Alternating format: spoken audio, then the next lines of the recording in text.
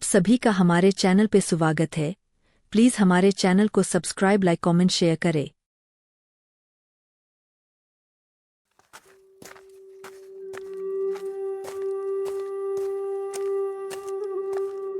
दिल्ली की सीमा से सटा हुआ छोटा सा गांव रामपुर छोटा। नाम छोटा था मगर लोगों की भूख और बातें दोनों बहुत बड़ी। यहाँ सूरज उगने से पहले ही दो चीजें शुरू हो जाती थीं, गपशप और मिठाई। गांव में ऐसा कोई घर नहीं था जहाँ चाय के साथ कुछ मीठा न रखा जाए। लड्डू, पेड़ा, जलेबी, रसगुल्ला, यहाँ मिठाई खाना शौक नहीं, आदत थी। और इसी गांव के चौराहे पर थी एक पुरानी जर्जर सी दुकान। गोपाला स्वीट्स, शुद्ध घी की मिठाइयाँ, हमसे अच्छा कोई नहीं बोर्ड बड़ा था। दुकान छोटी थी और दावे आसमान छूते।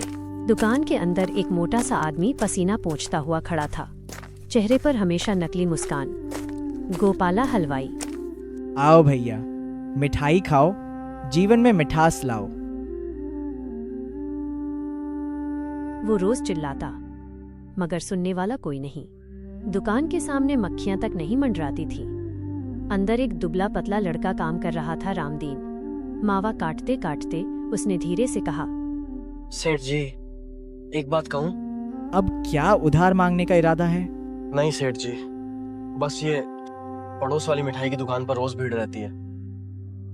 गोपाला का हाथ हवा में रुक गया। तो तेरा मतलब क्या है, बोल। लोग कहते हैं उनकी मिठाई में स्वाद ज्यादा है और हमारी मिठाई में वो बात नहीं। एक पल की खामोशी, फिर गोपाला फट पड़ा। वाह रे, मेरी दुकान पर काम करता है और तारीफ पड़ोसी की, तो जाना वहां जाके काम कर, यह क्यों रुका है? अरे मालिक, गुस्सा मत करो, मैं तो बस लोग जो कहते हैं वो बता रहा। चल भाग यहाँ से। जिसकी मिठाई अच्छी लगे उसी के यहाँ काम कर। फिर अचानक रुककर बोला, और सुन, देसी घी खत्म क्यों हो रहा है? मालिक, आपने बस 5 किलो घी लाया था, बौर मिठाई में ज्यादा लगता है इसलिए खत्म हो गया। अरे पगले, देसी घी कौन डालता है? मालिक, मिठाई में तो घी डालना जरूरी होता है। आप जैसा बोलो मैं वैसा करूंगा। रामदीन चुप हो गया। उसे नौकरी चाहिए थी, मगर गोपाला की हालत दिन ब दिन बिगड़ रही थी। कर्ज बढ़ रहा था, घर में रोज झगड़ा। घरवाली, दुकान चलती नहीं और खुद को हलवाई सम्राट समझते हो। जाओ कहीं जाके नौकरी कर लो, आपसे तो दुकान नहीं चलेगी।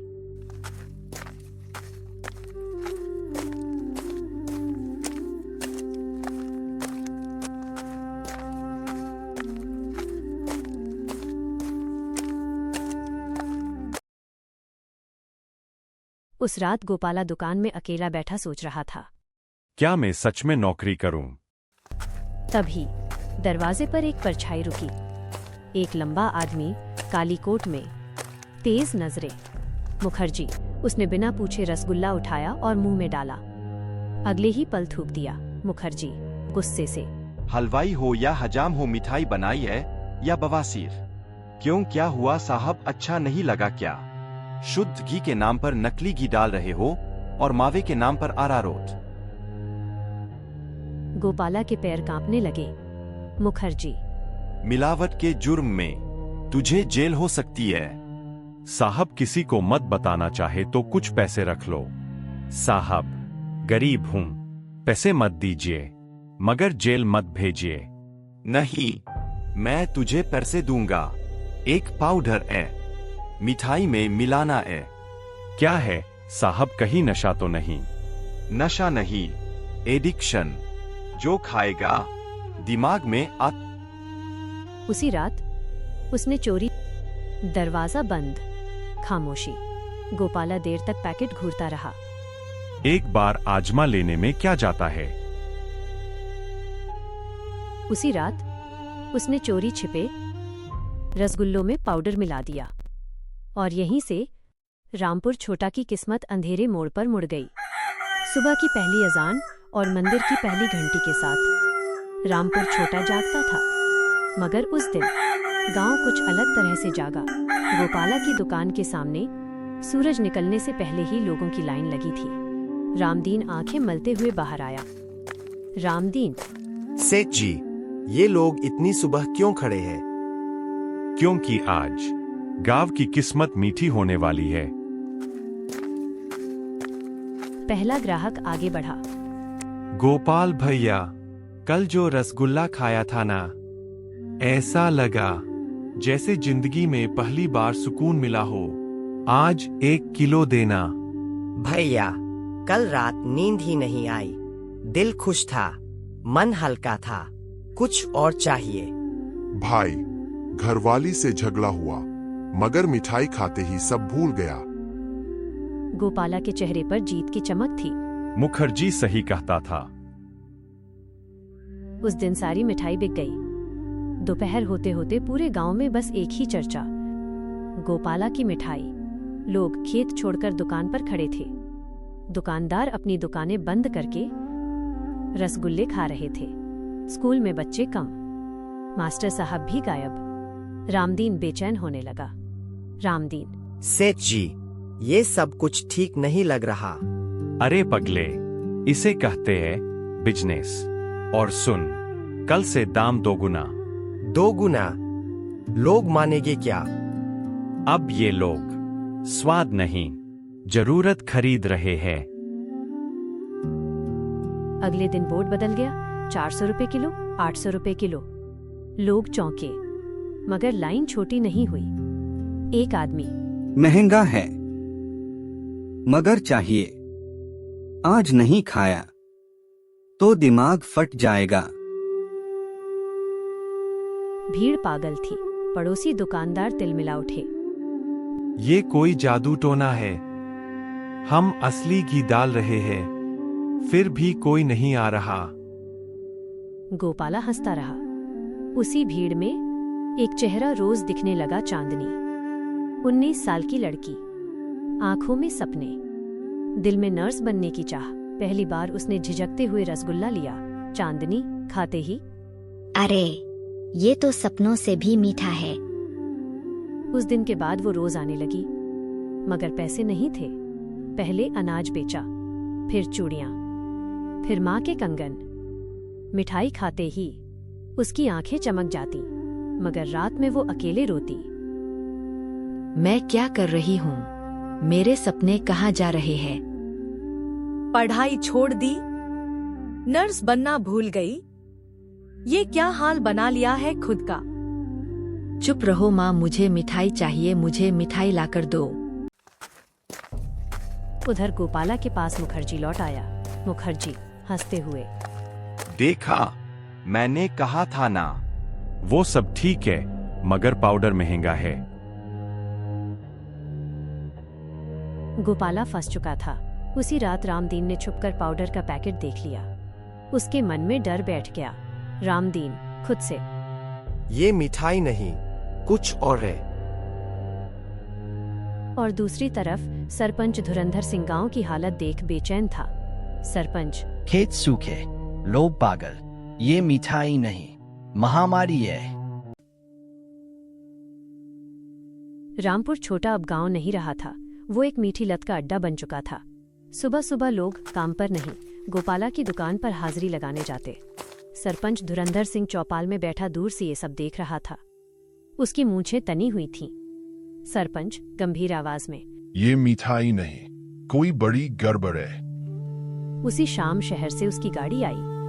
गाड़ी से उतरा एक स्मार्ट, तेज नजर वाला नौजवान वेदांत। MBA, तेज दिमाग, सीधी बातें। वेदांत, बापू, आप परेशान दिख रहे हो। परेशान नहीं बेटा, डरा हुआ हो। पूरा गांव किसी जाल में फंसा है।